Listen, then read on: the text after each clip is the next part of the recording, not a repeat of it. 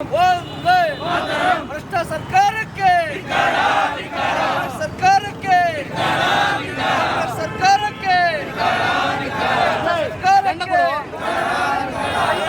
ಸರ್ಕಾರಕ್ಕೆ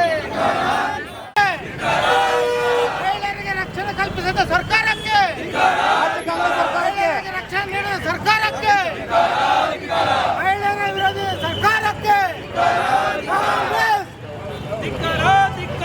ಕಾಂಗ್ರೆಸ್ ನಮಸ್ಕಾರ. ನನ್ನ ಹೆಸರು ಪುಷ್ಪಲತಾ ಅಂಥೇಳಿ, ಬಿ ಜೆ ಪಿ ಜಿಲ್ಲಾ ಪ್ರಧಾನ ಕಾರ್ಯದರ್ಶಿ ನಾವು ಪುಷ್ಪಲತಾ ಅಂಥೇಳಿ. ಇವತ್ತು ಇಲ್ಲಿ ಪ್ರತಿಭಟನೆ ಮಾಡಲಿಕ್ಕೆ ಕಾರಣ ಬೆಳಗಾವಿಯಲ್ಲಿ ನಡೆದ ಒಂದು ದುರ್ಘಟನೆ.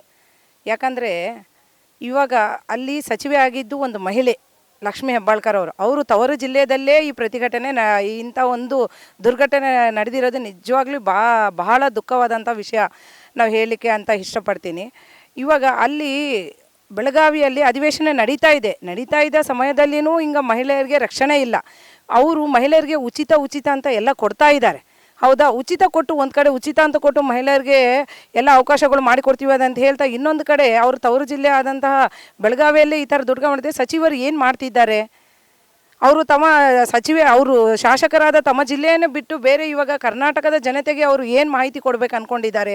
ತಮ್ಮ ಜಿಲ್ಲೆಯಲ್ಲೇ ಅವರು ರಕ್ಷಣೆ ಮಾಡಲಿದ್ದವರು ಇನ್ನು ಕರ್ನಾಟಕ ಮಹಿಳೆಯರ ರಕ್ಷಣೆ ಏನು ಮಾಡ್ತಾರೆ ಅಂತೇಳಿ ನಾವು ಅವ್ರಿಗೆ ಪ್ರಶ್ನೆ ಮಾಡ್ತೀವಿ ಸರ್.